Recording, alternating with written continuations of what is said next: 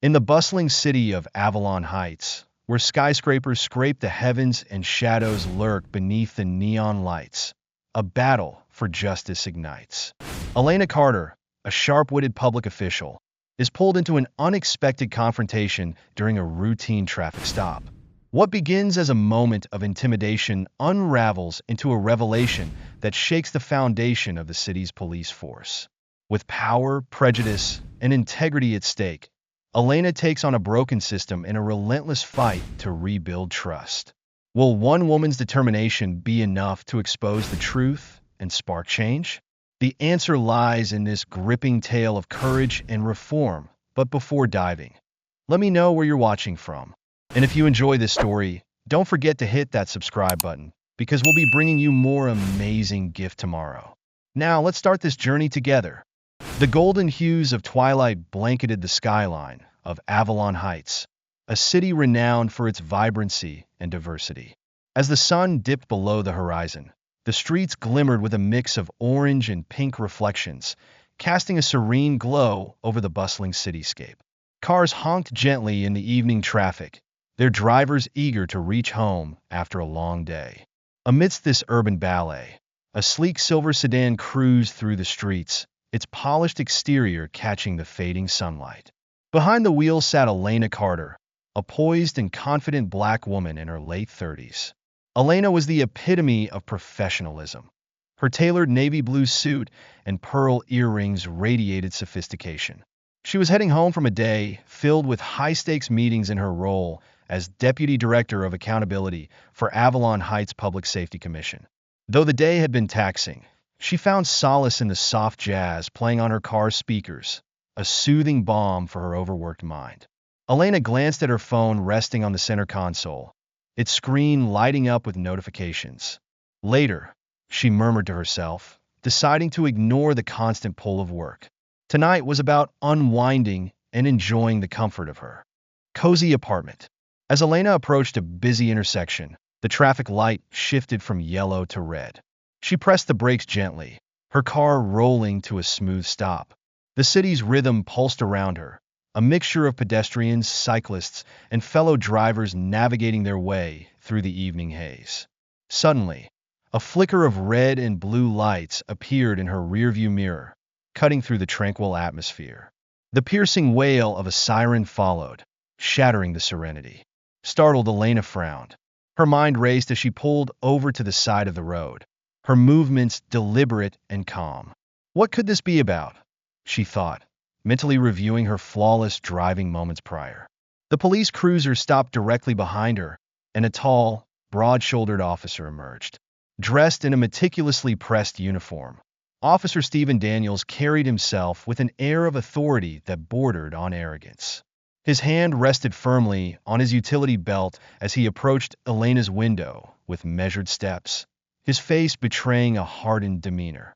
Elena lowered her window, the warm evening air brushing against her composed expression. "Good evening, officer," she said evenly, her tone polite yet cautious. Daniels didn't return the greeting.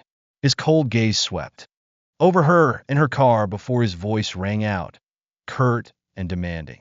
"License and registration, ma'am." Elena paused for a moment, sensing something unusual in his tone. Nonetheless, she nodded, reaching into the glove compartment for the requested documents. Her movements were slow and deliberate, ensuring she did nothing to escalate the encounter. As she handed over her license and registration, Daniel's gaze lingered on her face, his eyes narrowing slightly. "Do you know why I pulled you over?" he asked, though his question carried an accusatory edge rather than genuine inquiry. Elena met his gaze with calm composure. "I'm not sure, officer. Could you please explain?" "You ran a red light back there," he said flatly, his words sharp and definitive.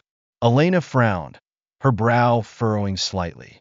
"I stopped when the light turned red," she replied, her tone measured and respectful. "Perhaps there's been a misunderstanding." Daniel smirked faintly, a dismissive expression that immediately set Elena on edge. "Misunderstanding? That's funny," he said, his voice dripping with sarcasm. "You're not from this part of town, are you?" Elena tilted her head slightly, a subtle sign of both confusion and skepticism. My address is on my license, officer, she replied, maintaining her calm demeanor. Daniels glanced briefly at her license, but didn't seem interested in the details. Instead, he folded his arms and leaned slightly closer to the window. Where exactly are you coming from tonight? He pressed. Elena's pulse quickened. She recognized the shift in his line of questioning. It wasn't about the alleged traffic violation anymore. It was about her identity. I just finished work, she said, her voice steady. I'm heading home. Daniels raised an eyebrow, his tone growing more pointed. What kind of work do you do? Elena hesitated, her instincts warning her that this interaction was veering into dangerous territory. Officer, she said evenly, I'm not sure how my occupation is relevant to this stop. Her response seemed to provoke Daniels. His smirk returned, this time tinged with condescension.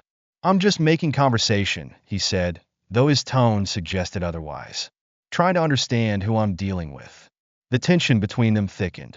Elena felt the weight of his scrutiny, the subtle but unmistakable attempt to assert dominance. She refused to let her unease show, meeting his gaze with unwavering calm. Do you often stop people for conversations during routine traffic checks? She asked her. Voice firm, yet devoid of hostility. Daniel's expression hardened, his posture straightening as if to reassert his authority. Step out of the vehicle, he ordered abruptly, his tone leaving no room for negotiation. Elena's brows furrowed. Officer, may I ask why? She said, her voice calm but edged with curiosity. Step out of the car, Daniels repeated, louder this time. Or are you refusing a lawful order? Elena took a deep breath, weighing her options. She knew this situation could escalate if she didn't comply, but she also understood the implicit threat in his tone. Slowly, she unbuckled her seatbelt and opened the car door, stepping out with grace. As Elena stood beside her car, Daniel's gaze swept over her, his expression a mixture of suspicion and something else she couldn't quite place. Her tailored suit and polished demeanor seemed to clash with whatever assumptions he'd made about her. Place your hands on the hood, he instructed, his tone commanding. Elena hesitated for a brief moment, then complied. The cool metal of the car's hood pressed against her palms as she stood there, her posture dignified despite the humiliating request. Behind her, Daniels moved deliberately, performing a perfunctory search of her car. The minutes dragged on, each second amplifying the absurdity of the situation. Elena's heart pounded, but she refused to let her composure falter. She knew she was being treated unfairly, but she also knew that maintaining her dignity was paramount. Finally, Daniel stepped back, his frustration evident. You're clean, he muttered, as though disappointed by the lack of incriminating evidence. Elena straightened, turning to face him. Her gaze was piercing, a silent rebuke that needed no words. Is there anything else, officer? She asked, her voice calm but resolute. Daniels hesitated, his facade of confidence faltering for just a moment. But instead of retreating, he doubled down. You seem awfully familiar with this process, he said, his tone laced with insinuation. What kind of work did you say you do again? Elena's lips curved into a faint, knowing smile. I work in public accountability, she said, her voice steady. And I'm very familiar with how this system operates. Daniel's expression darkened, but before he could respond, Elena added, Now, if we're done here, I'd like to go home. For a moment, neither of them moved. The silence between them crackled with unspoken tension. Then reluctantly, Daniel stepped aside, allowing Elena to return to her car. As she drove away, her mind raced, not with fear, but with determination. This wasn't just an encounter. It was a battle in a larger war, one she was ready to fight. Elena Carter stood beside her sleek silver sedan, the cool evening air brushing against her tailored suit. Officer Stephen Daniels loomed nearby, his stance rigid and authoritative. The faint hum of passing traffic filled the tense silence, an undercurrent to the unease settling over the scene. Place your hands on the hood, Daniels instructed, his tone firm, leaving no room for negotiation. Elena hesitated for a split second, her instincts warning her of the gravity of the situation. Slowly, she complied, placing her hands on the cool metal of the car's hood. Her movements were deliberate, a careful balancing act between asserting her dignity and complying to avoid escalation. Daniels began a cursory search, his actions unnecessarily slow. Elena's sharp mind cataloged every detail, the lingering pauses, the way his eyes darted to her tailored suit and polished heels. It was clear this was no routine stop. His actions were about power, not protocol. Is there something specific you're looking for, officer? Elena asked, her tone calm but edged with steel. Daniels ignored the question, his focus instead shifting to her car's interior. After a few more moments of unnecessary inspection, he stepped back, clearly frustrated. You seem awfully composed for someone being stopped, he remarked, his words laced with implication. Elena straightened, turning to face him, her gaze unwavering. And you seem awfully thorough for a routine traffic stop. The air between them crackled with unspoken tension.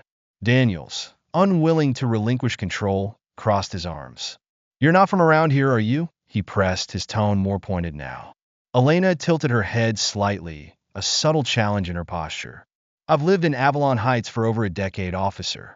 My address is on my license, which you've already reviewed. Or was there something else you wanted to know? Daniel's jaw tightened, his authority slipping under the weight of her composed defiance. Why were you in such a hurry earlier? He demanded, doubling down. I wasn't, Elena replied firmly. I stopped when the light turned red, as I'm sure you observed. If there's been a misunderstanding, I'm happy to clarify. Her calm demeanor only seemed to irk Daniels further. He took a step closer, his presence imposing. People often hide things behind politeness, he said, his voice low. Anything you want to come clean about? Elena's lips twitched in the faintest smile, one devoid of amusement. The only thing I'm hiding is my growing impatience with how long this stop is taking, officer. The remark caught Daniels off guard, his expression flickering between irritation and uncertainty. Before he could respond, the distant sound of a car door closing drew both of their attention. A young officer, his badge identifying him as Jacob Rowe, approached the scene, his face etched with concern. Everything okay here, Officer Daniels? Rowe asked, his voice careful. Daniels straightened, his posture stiff. Everything's fine, he said curtly, clearly irritated by the interruption. Rowe's gaze shifted to Elena, who met his eyes with a calm but firm expression. Ma'am, is there an issue? He asked politely. Elena's response was measured. No issue, Officer Rowe. Your colleague here is just being thorough. The subtle emphasis in her tone wasn't lost on Rowe. He glanced back at Daniels, who bristled under the scrutiny. We're wrapping up, Daniels muttered, waving Rowe away. But Elena wasn't about to let the moment pass. She took a step forward, her gaze locked on Daniels. Officer Daniels, she said, her voice carrying a quiet authority that demanded attention. I hope this interaction serves as a reminder that respect goes both ways. I've complied with your every request, and yet, here we are. Daniels opened his mouth to retort, but no words came. Instead, he stepped back, muttering under his breath before waving her off. You're free to go. Elena returned to her car, her movements deliberate and composed despite the frustration bubbling beneath the surface. She closed the door and exhaled deeply, her hands gripping the steering wheel tightly as she watched Daniels retreat to his cruiser. Rowe lingered for a moment, his expression unreadable, before following suit.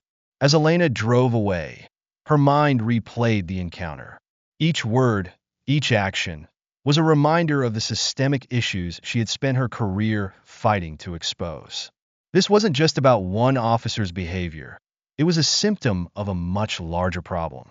By the time she pulled into the parking lot of her apartment complex, the evening air had grown colder, matching the resolve settling in her chest. Elena parked the car and sat there for a moment, her mind racing with plans. She wasn't just another citizen who could let this incident slide. As Deputy Director of Accountability, she had both the responsibility and the means to act. This isn't over, she murmured to herself, her gaze hardening as she stepped out of the car and into the night. With each step toward her apartment, Elena's resolve grew stronger. The road ahead would be challenging, filled with resistance and scrutiny, but she was ready. The fight for justice demanded more than silence. It demanded action. And Elena Carter was determined to answer that call. Elena Carter's silver sedan pulled into the parking lot of the Avalon Heights precinct early the next morning. The brisk autumn air greeted her as she stepped out, a leather briefcase in hand. Her tailored navy coat billowed slightly in the wind, but her stride remained deliberate and confident. Inside the precinct, the typical morning hustle was underway. Officers chatting, dispatchers typing, and phones ringing in quick succession. Yet, when Elena entered, her presence commanded attention. Most of the officers didn't recognize her at first, but her calm authority was unmistakable. As she approached the main desk, a young officer, no older than 25, looked up. His badge identified him as Officer Jacob Rowe. "Can I help you, ma'am?" he asked politely, though his tone carried a hint of curiosity. "Yes," Elena replied smoothly. "I'm here to see Captain Harold Mason. Let him know Elena Carter is here." Officer Rowe nodded and reached for the phone, but before he could dial, a familiar figure emerged from a hallway nearby. Officer Stephen Daniels stopped in his tracks, his expression instantly shifting to one of discomfort. He hadn't expected to see her again so soon, especially not here. Elena met Daniels' gaze, her expression calm but firm. She didn't need to say anything. The tension in the air spoke volumes. Daniels recovered quickly, his typical bravado returning as he stepped forward. "Miss Carter," he said, his voice carrying a mix of forced politeness and lingering annoyance. "What brings you to our precinct today?" Elena didn't answer right away. Instead, she turned her attention back to Officer Rowe, who was now visibly uncertain of how to proceed. "Please let Captain Mason know I'm here," she repeated. Her voice was steady, unwavering. Daniels interjected before Rowe could respond. "If this is about last night—" "It is," Elena interrupted, her tone cool but cutting. "But not in the way you think." Moments later, Captain Harold Mason, a stout man with graying hair and a no-nonsense demeanor, emerged from his office.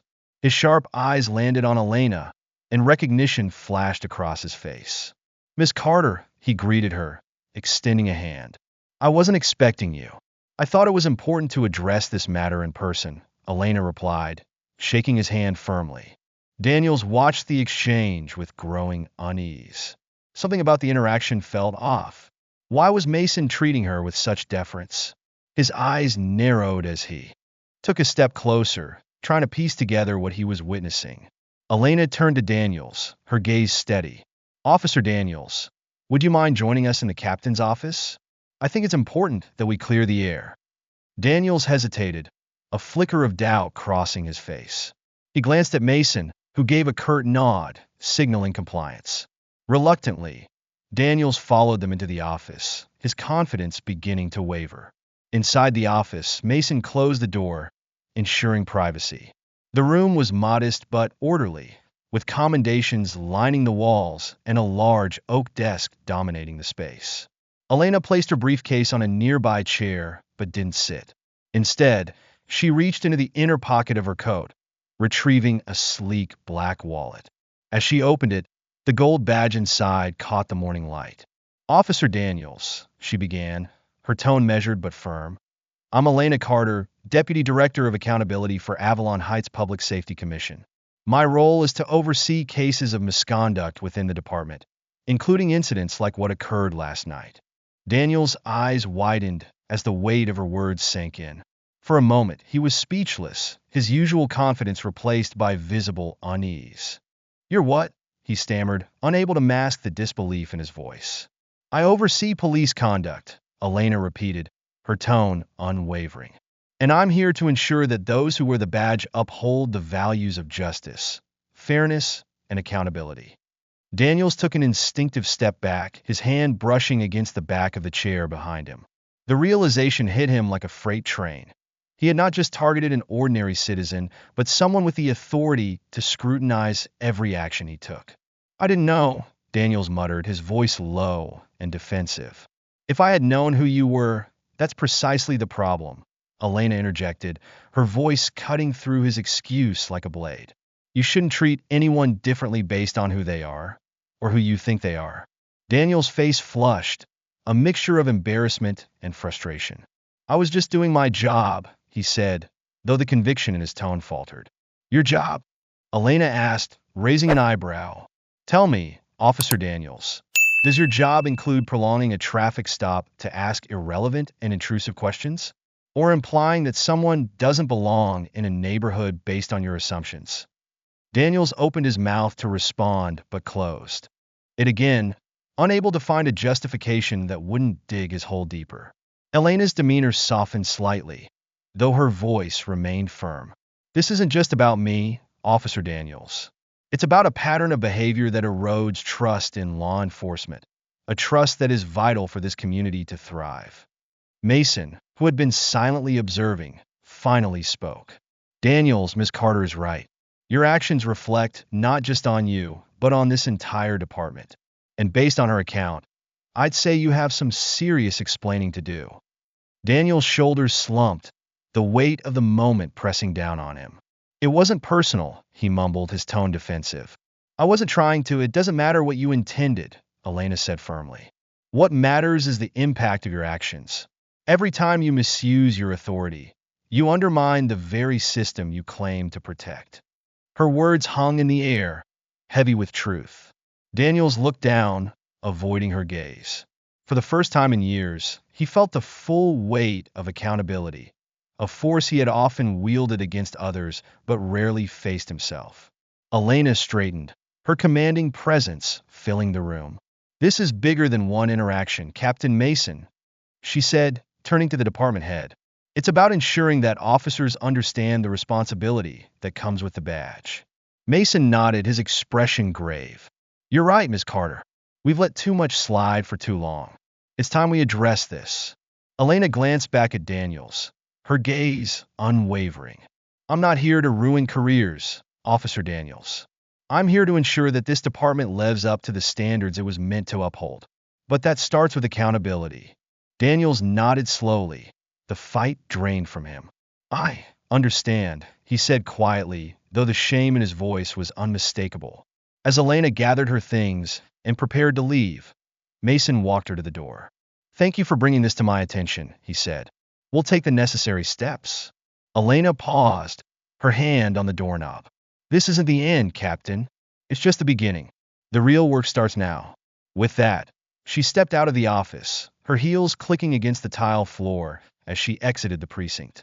The eyes of the officers in the bullpen followed her, curiosity and unease etched into their faces. But Elena didn't look back.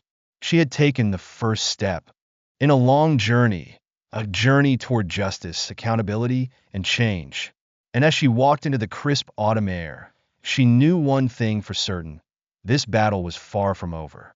The late afternoon sunlight streamed through the tall windows of the Avalon Heights Public Safety Commission office, casting golden streaks across the room. Elena Carter sat at her desk, her fingers gliding swiftly over her keyboard. The office, usually buzzing with conversations and phone calls, was quieter than usual, the calm after a hectic day.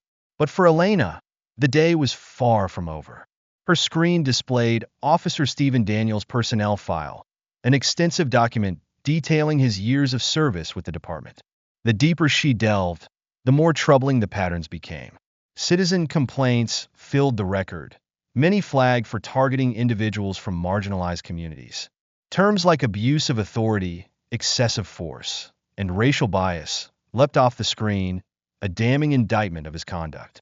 What was worse, the majority of these complaints had been dismissed or marked as unsubstantiated. The same phrases repeated across multiple entries: insufficient evidence to proceed, resolved internally, or the particularly frustrating officer cleared of wrongdoing. Elena leaned back in her chair, pinching the bridge of her nose. The system wasn't designed to protect citizens, it was designed to shield itself. Daniels wasn't an anomaly. He was a product of a deeply flawed structure. Elena decided she needed more than just Daniels' record to address the problem. She opened the department's internal incident report database, entering filters to highlight similar cases. The results poured in, officers with patterns of complaints eerily similar to Daniels. She organized the data into clusters. Repeated incidents with similar allegations. Several officers, including Daniels, had over 5 complaints in the past 3 years. a lack of oversight. Many cases lacked thorough investigations. Disparities in disciplinary actions. Offenses by senior officers were dismissed at disproportionately high rates compared to junior staff. The numbers painted a grim picture.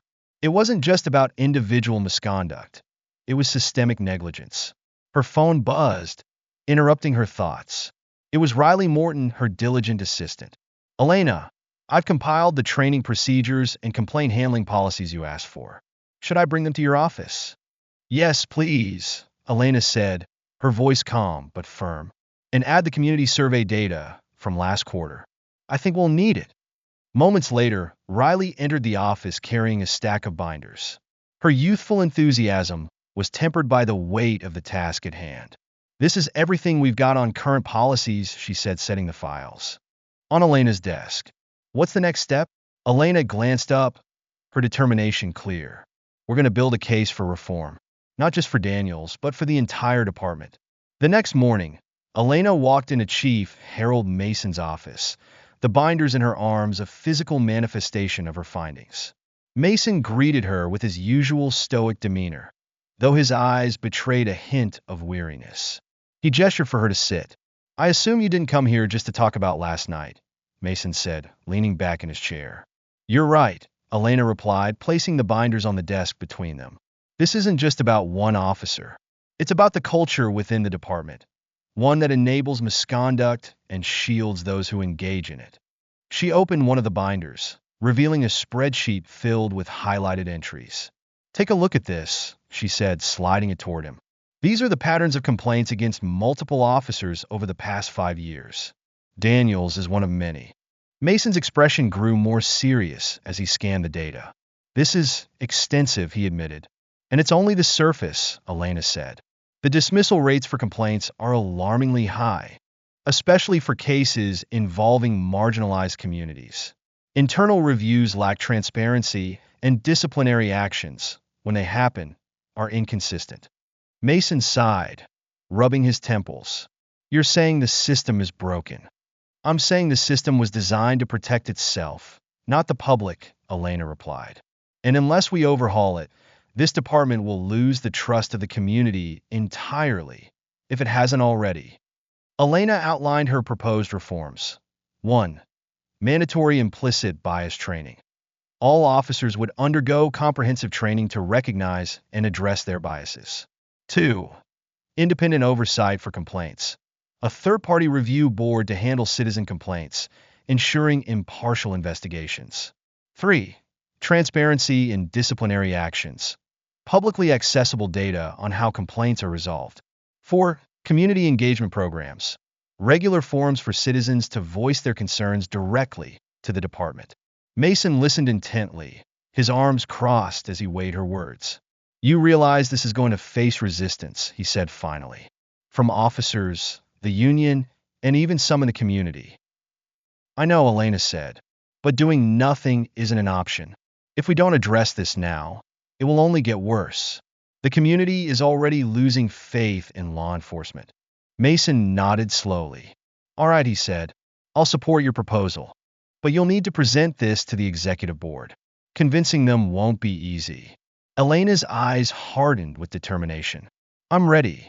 Later that week, Elena stood before the department's executive board, a mix of senior officers, city officials, and legal advisors.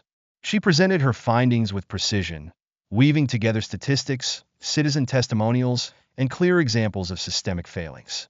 While some members listened with concern, others were openly skeptical. One board member, Lieutenant Mark Reynolds, leaned forward, his tone sharp. "Ms. Carter, don't you think you're painting the department in an unnecessarily negative light? The majority of our officers are hardworking and ethical." Elena met his gaze without flinching. "This isn't about tarnishing the reputation of good officers, Lieutenant Reynolds. It's about holding the system accountable so that their integrity isn't overshadowed by the misconduct of a few." Another member chimed in, "But reforms like these take time and resources. Can we afford this right now? Can we afford not to?" Elena countered, "Every day we delay, we lose more trust from the community.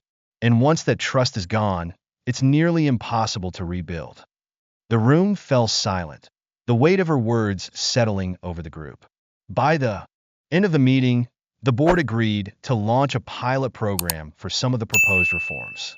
It wasn't the comprehensive overhaul Elena had hoped for, but it was a start. As she left the room, she felt a mixture of relief and resolve. The fight was far from over, but at least the first battle had been won. Back at her office, Elena sat by the window, watching the city skyline. The road ahead was daunting, filled with resistance and challenges. But for the first time in weeks, she felt a spark of hope. Change was coming, and she was ready to lead the charge. The hum of conversation filled the Avalon Heights Public Safety Commission's conference room. Elena Carter sat at the head of the table, her presence commanding as a dozen senior officers and department heads filed in for the weekly leadership meeting.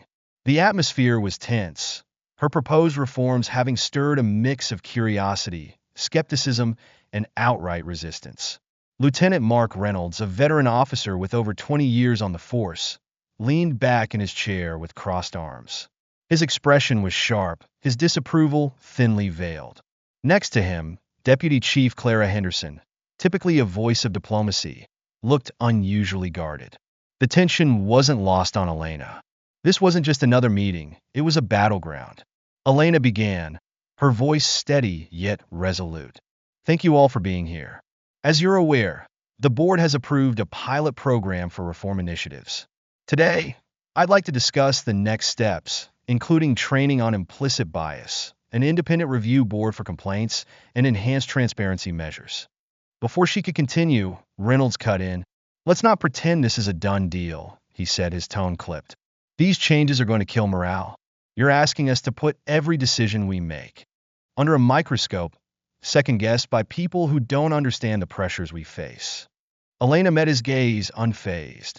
I'm asking for accountability, Lieutenant Reynolds, not micromanagement. And if accountability undermines morale, then we need to reevaluate what morale means in this department. The room fell silent, the weight of her words sinking in, but Reynolds wasn't done. With all due respect, Ms. Carter, you've spent your career behind a desk. Out in the field, it's a different story. Split-second decisions can't be judged by someone reading a report weeks later. Elena's expression remained calm, but there was steel in her voice. You're right, split-second decisions are difficult. But the patterns we're addressing aren't about isolated moments. They're about systemic issues that harm our community and erode trust. Ignoring them doesn't make us stronger. It makes us complicit. Deputy Chief Henderson finally spoke, her tone measured but firm. Elena, no one is denying that trust is an issue. But we also have to consider the optics. If we publicize too much of this, we risk feeding narratives that paint the entire department as corrupt. Elena nodded, acknowledging the concern. Optics matter, Chief Henderson, but they can't come at the expense of integrity. If we hide our problems, we lose credibility. Transparency might be uncomfortable, but it's necessary for long-term trust. Reynolds scoffed. And what about officer safety? Publicizing complaints will make our people targets for baseless accusations. Elena leaned forward, her voice unwavering. This isn't about targeting officers. It's about protecting the public and restoring faith in law enforcement. If someone is doing their job ethically, they have nothing to fear from transparency. A murmur spread through the room as officers exchanged glances. Elena could feel the resistance thickening, but she held her ground. Change is hard, she continued, but it's not optional. We owe it to the community and to the good officers in this department to address these issues head-on. Later that week, Elena stood at the front of a crowded community center. The chairs were filled with residents of Avalon Heights, young professionals, parents with children in tow, and elders who had lived in the city for decades. Behind Elena, a banner read, Building Trust Together, Community Forum on Public Safety. As Elena stepped up to the microphone, the room quieted. Thank you all for being here, she began, her voice warm but purposeful. I know that many of you have stories, experiences, that have shaped how you view law enforcement. I'm here to listen and to ensure that those stories lead to real change. One by one, residents stood to share their experiences. A middle-aged man named Marcus spoke first, his voice heavy with frustration. I've lived here for 15 years, and I've been pulled over more times than I can count. Always for minor things, a taillight out, rolling through a stop sign. But it's clear why I'm being stopped. It's not about my driving. It's about the color of my skin. A ripple of agreement spread through the room, others nodding in recognition. Elena's jaw tightened as she listened, each story reinforcing the urgency of her mission. Next, a young woman named Kayla stood up, her hands trembling slightly as she held the microphone. Last year, my brother was stopped walking home from a friend's house. He didn't do anything wrong, but they searched him anyway. He's only 16. He's still scared to go out after dark. Her voice broke, and tears filled her eyes. Elena stepped closer, her presence radiating empathy. Thank you for sharing, Kayla, she said softly. Your brother's experience shouldn't have happened, and it's stories like his that drive me to fight for change. As the forum continued, more voices filled the room. An elderly woman named Mrs. Patterson recounted how her grandson had been treated unfairly during a traffic stop, while a young father spoke about being handcuffed in front of his children for questioning an officer's conduct. Each story added to the tapestry of pain, frustration, and hope. Elena took detailed notes, her resolve hardening with each account. She knew these voices were her greatest allies in pushing for reform. By the end of the night, the atmosphere in the room had shifted. What began as a space to air grievances had transformed into a collective call to action. Elena closed the forum with a promise. I can't erase what's happened, she said, her voice steady but emotional. But I can promise you this. I will not stop fighting until this department reflects the values of justice, fairness, and respect that every one of you deserves. The room erupted into applause, a standing ovation from people who had finally been heard. Elena stepped back from the microphone, her heart pounding with a mix of exhaustion and determination. The path ahead was steep, but she wasn't walking it alone. Meanwhile, back at the precinct, murmurs of dissent continued to grow among officers. Some senior staff viewed Elena's forums as a threat, interpreting the public airing of grievances as an attack on their authority. She's turning the community against us, one officer complained during a meeting. It's like she doesn't even care about the work we do. Deputy Chief Henderson, though more measured, shared similar concerns. If we lose the support of the rank and file, implementing these reforms will be nearly impossible. But Elena refused to back down. The support of the rank and file starts with leadership, she told Henderson. If we set the right example, others will follow. The next day, Elena received an email from a young officer named Jamie Brooks. The subject line read, "Thank you for listening." In the email, Jamie expressed gratitude for Elena's efforts, sharing how her approach had inspired him to view his role differently. It was a small gesture, but it reminded Elena why she was fighting. Change didn't happen overnight, but with persistence, each step brought them closer to a system that served everyone. The crisp morning air in Avalon Heights carried a renewed sense of purpose as Elena Carter arrived at the Public Safety Commission building. It had been weeks since the board approved the initial stages of her reform plan, and she was determined to ensure the changes weren't just implemented, but ingrained into the department's culture. The bustling office was alive with activity. Staff members carried stacks of documents, and meeting rooms buzzed with discussions about policy overhauls.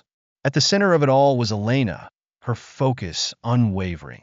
Today marked the first session of the department's mandatory implicit bias training, a cornerstone of her reform strategy. The large auditorium of the Avalon Heights Police Academy was filled with officers of all ranks, their expressions ranging from curiosity to thinly veiled skepticism. At the front of the room, a projection screen displayed the session title, Implicit Bias and Accountability, Building Trust Through Awareness. Elena took the stage alongside Dr. Mariah Jacobs, a leading expert on implicit bias in law enforcement. Mariah, a poised woman with decades of experience, greeted the audience with a warm smile. "Good morning," she began, her voice calm yet commanding. "Today isn't about assigning blame. It's about understanding the unconscious biases we all carry and learning how to prevent them from influencing our decisions." Elena watched from the side, her hands clasped as Mariah began the session. The presentation was engaging, blending research-backed insights with real-world scenarios. Officers were asked to reflect on their assumptions, participate in role-playing exercises, and discuss their experiences openly. Not everyone was receptive. Lieutenant Mark Reynolds, seated in the back, leaned over to his colleague and muttered, "This is a waste of time. Bias training won't change anything on the street." Elena, overhearing, didn't respond immediately. Instead, she made a mental note to address the resistance head-on during her closing remarks. As the training session drew to a close, Elena stepped forward to address the room. She stood tall, her gaze sweeping across the audience. "Thank you all for participating," she began. "I know change isn't easy. It challenges us to confront uncomfortable truths about ourselves and the systems we operate within." She paused, her voice softening but gaining intensity. "But this isn't about making you feel guilty. It's about making you better. Better officers, better leaders, and better stewards of the trust this community places in us. The badge you wear isn't just a symbol of authority. It's a promise to serve with integrity." Reynolds shifted uncomfortably in his seat, but remained silent. Elena continued, her tone unwavering. "I believe in this department. I believe in what it can become.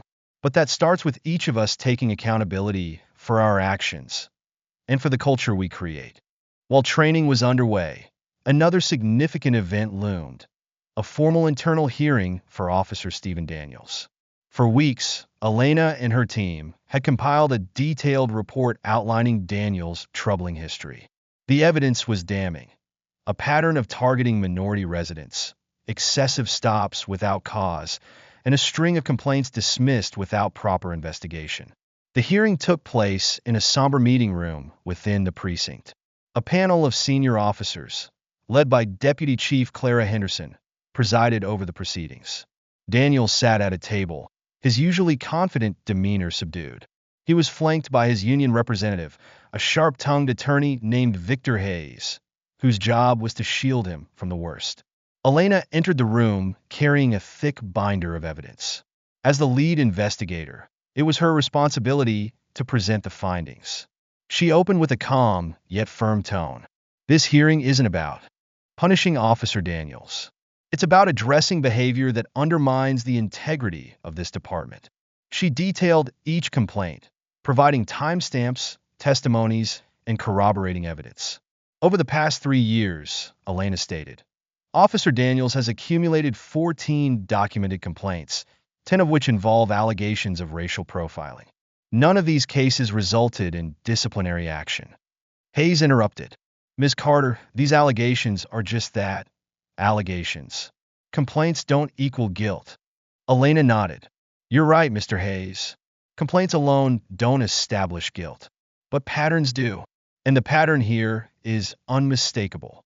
When it was Daniel's turn to speak, he shifted in his chair, his voice defensive.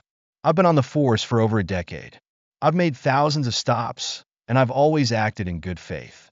These complaints don't reflect who I am." Elena raised an eyebrow, her expression calm but pointed. "Good faith doesn't absolve harm, Officer Daniels. Regardless of your intent, the impact of your actions has eroded trust in this department." Henderson interjected, her voice firm. "Officer Daniels, do you acknowledge that your actions, intentional or not, have contributed to a perception of bias?" Daniels hesitated, his gaze darting between the panel and Hayes. I can see how it might look that way," he admitted reluctantly. After hours of testimony and deliberation, the panel reached a unanimous decision. Daniels was to be suspended indefinitely without pay, pending completion of a comprehensive retraining program. Additionally, his record would be referred to the new Independent Review Board for further evaluation. The decision sent ripples through the department. Some saw it as a necessary step toward accountability, while others viewed it as a dangerous precedent. As Daniels left the room, his expression a mix of frustration and resignation, Elena felt a pang of empathy. She didn't relish seeing anyone's career falter, but she knew this moment was about more than one officer. It was about setting a standard. Back at her office, Elena reviewed progress reports on the reforms. The The training sessions were being expanded, the independent review board was finalizing its first round of cases, and new complaint handling protocols were in development. Each step was a small victory, but Elena knew the real challenge lay in sustaining momentum. Riley entered with a fresh stack of documents. "These are the feedback forms from the training sessions," she said, setting them on Elena's desk. Elena flipped through the pages, a faint smile forming as she read. Comments from officers who had found the training enlightening. But scattered among the praise were notes of resistance, grumblings about political correctness, and doubts about the program's effectiveness. "It's a mixed bag," Riley said, sensing Elena's thoughts. "But it's a start." Elena nodded. "Change isn't about pleasing everyone. It's about doing what's right." As the reforms took shape, Elena continued holding forums to keep the community engaged. At one such event, a young mother stood up, her voice filled with hope. "For the first time, I feel like someone's actually listening. My son can see officers as protectors, not threats." The crowd erupted in applause, and Elena felt a renewed sense of purpose. This was why she fought so hard, not just for policy changes, but for the lives those changes would impact. That evening, as Elena sat in her office watching the city lights twinkle, she reflected on the journey so far. The battle for accountability was far from over, but progress had been made. For every challenge she faced, there were moments like the young mother's words, reminders of why the fight was worth it. The road ahead was long, but Elena was ready. She wasn't just reforming a department. She was redefining what justice could mean for Avalon Heights. The auditorium at Avalon Heights Civic Center was alive with energy. Rows of chairs stretched from the stage to the back of the room, packed with residents eager to hear Elena Carter speak. The air buzzed with anticipation as conversations mingled with the faint hum of the overhead lights. A large banner draped across the back wall read, "Rebuilding Trust, Restoring Justice." At the podium stood Elena, her navy blazer crisp and her demeanor calm, yet commanding. The months of relentless effort were evident in the lines of determination etched across her face, but her voice carried an undeniable warmth as she addressed the crowd. "Good evening," Elena began, her tone clear and resonant. "Thank you all for coming tonight. Your presence here is a testament to the strength of this community and our shared commitment to building a safer, fairer Avalon Heights." She paused, scanning the room. Among the attendees were familiar faces. Marcus, the middle-aged man who had shared his story of being racially profiled, and Kayla, the young woman who had spoken so emotionally about her brother's experience. Their presence reminded Elena of why she had begun this fight. "For too long," she continued, "many of you have felt unseen, unheard, and unprotected by the very systems meant to serve you. And for too long, those systems have operated without the transparency and accountability you deserve." A ripple of agreement spread through the audience, nods and murmurs punctuating her words. "But tonight isn't just about acknowledging the past," Elena said, her voice growing stronger. "It's about looking forward to what we can achieve together. Change is happening, and it's happening because of you. Your voices, your courage, and your stories have fueled this movement for justice." Elena took a moment to outline the progress made since the reforms began. Bias training. Over 80% of the department had completed mandatory implicit bias training, with measurable improvements in community interactions. Independent Review Board. The newly established board had already reopened several unresolved complaints, ensuring a fair and transparent process. Community policing initiatives. Officers were now required to participate in monthly forums, fostering dialogue and trust with residents. "These reforms are just the beginning," Elena emphasized. "They're a foundation, a starting point for the systemic change we need. But the real work comes in sustaining this momentum and holding ourselves accountable every single day." Elena's tone shifted as she stepped out from behind the podium, walking to the edge of the stage. The gesture felt intimate, drawing the audience closer. "I want to share something personal," she said, her voice softening. "When I first started this journey, I thought the hardest part would be confronting the system. But what I've learned is that the real challenge is confronting ourselves, our biases, our assumptions, and our responsibilities. She looked out into the crowd, her gaze steady. Every one of us has a role to play. Whether you wear a badge, manage a business, or simply call Avalon Heights your home, this city's future depends on our collective willingness to do better, for each other and for the generations to come. The room was silent, Elena's words hanging in the air like a call to action. As Elena concluded her speech, a hand shot up from the audience. It was Kayla, her youthful determination evident. "Miss Carter," she said, her voice steady but emotional. "How do you stay hopeful when it feels like change is so slow?" Elena smiled gently, her eyes meeting Kayla's. "Hope doesn't come from the pace of change," she replied. "It comes from the belief that every step, no matter how small, brings us closer to a better future. And seeing all of you here tonight, seeing your courage and commitment, that's what gives me hope."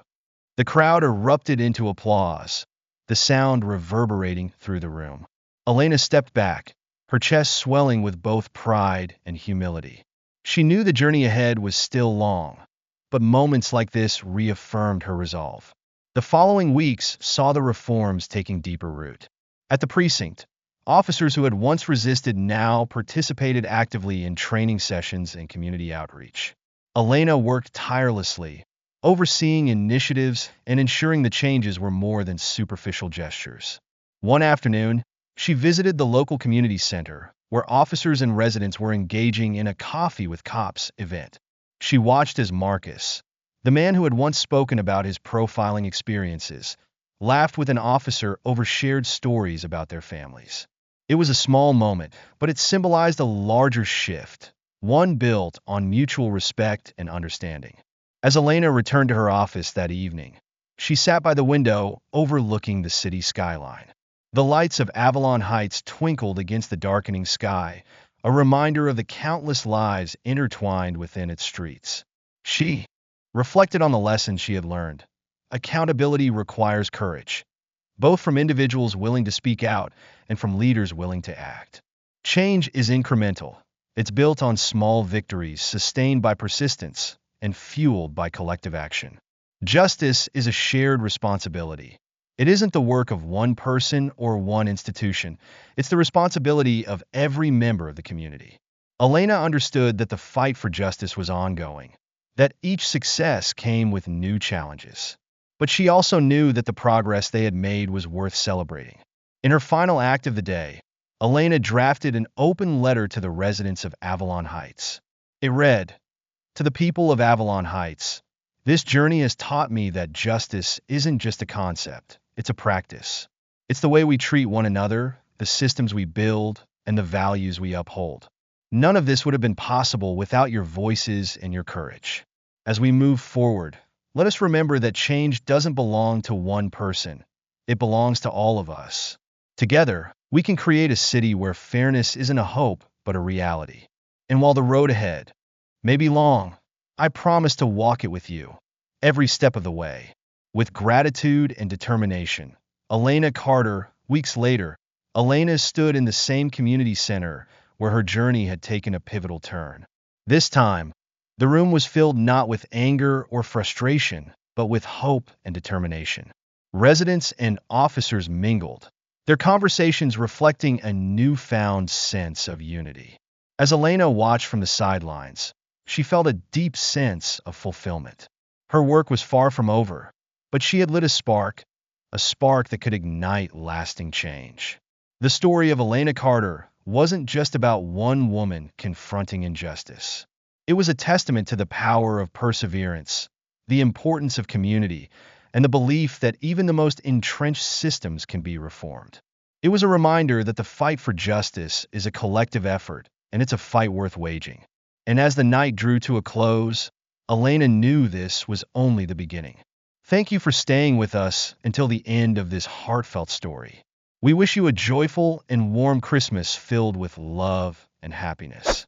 Don't forget to hit that subscribe button to join us for more inspiring stories to come. See you in the next one.